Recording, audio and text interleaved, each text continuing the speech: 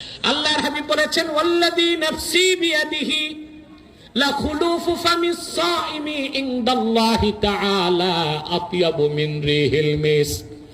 আল্লাহর কসম, আমার উম্মতের রোজাদারের মুখের গন্ধ আল্লাহ রাব্বুল আলামিনের কাছে মিশকের চেয়েও পবিত্র। ইয়াতরুক তাআমাহু ওয়া শারাবাহু ওয়া শাহওয়াতাহু মিন আজলি আস-সাওমু লি ওয়া আনা আজজি বিহি ওয়াল হাসানাতু বিআশরি আমসালিহা। আল্লাহ পাক বলেন, এই অংশটা হাদিসে কুদসি। আল্লাহ বলেন, আমার বান্দা শুধু আমার জন্য পানাহার ছাড়ছে, যৌনাচার যৌন কাজ ছাড়ছে, সবকিছু পরিত্যাগ করছে আমার জন্য, রোজা আমার জন্য, আমি নিজে রোজাদারকে পুরস্কার দেব। বলেন সুবহানাল্লাহ।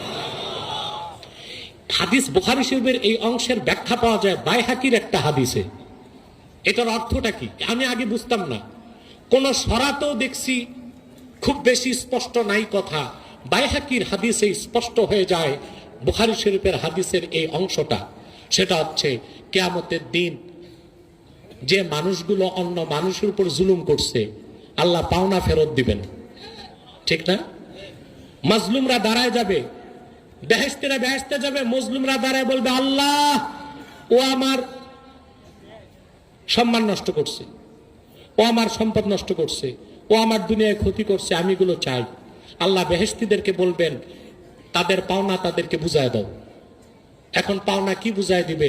আমল দিতে থাকবে, দিতে দিতে দিতে দিতে দেখবে আমল নামে আর কিচ্ছু নাই।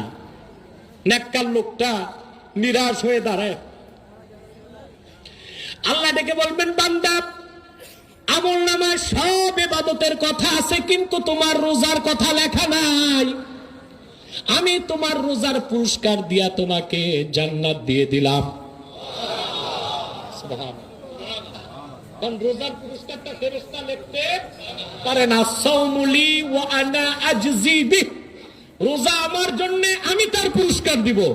আল্লাহ তাআলা বিপদের চরম মুহূর্তে রোজাকে পুরস্কার বানায়া ঠেকার সময় বেহেশত দিয়ে দিবেন। রোজা রাখবেন এইভাবে।